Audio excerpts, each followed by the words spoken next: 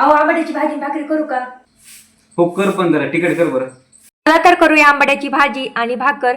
सर्वप्रथम आपण भाजी निवडून घेऊया. भाजी निवडताना न शेंडेच घ्यायचे, जास्त बुडाचा भाग घ्यायचा नाही. संपूर्ण अशी आपली भाजी निवडून झालेली आहे. एकदा स्वच्छ पाण्याने धुवून घ्यायची आणि भाजी शिजून घेऊया. गॅसवर कढई ठेवलेली आहे. स्वच्छ धुतलेली भाजी टाकायची. थोडंसं पाणी टाकून झाकण लावून 2 मिनिटं भाजी शिजून घ्यायची. तोपर्यंत आपण दुसरी तयारी करून घेऊया. कांदा ना आपल्याला बारीक बारीक असा चिरून घ्यायचा आणि लसूण पाकळ्या पण आपल्याला बारीक बारीक चिरून घ्यायचा. कांदा ना थोडा जास्त टाकायचा, भाजी खूप मस्त लागते.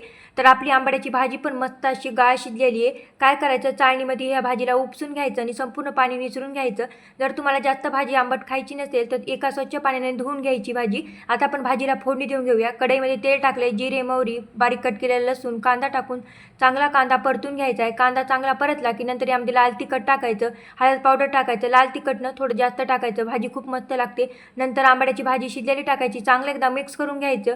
भिजलेली हरभऱ्याची डाळ, शेंगदाण्याचा कूट, चवीनुसार मीठ टाकायचं. पुन्हा एकदा चांगलं मिक्स करायचं. भाजी तर तयार आहे. तर आपण आता भाजीसोबत खाण्यासाठी भाकर तयार करून घेऊया. तर मस्त अशी गरमागरम भाकर पण तयार आहे. आंबाड्याची भाजी आणि भाकर खान चॅनलला नक्की एक सबस्क्राईब करा.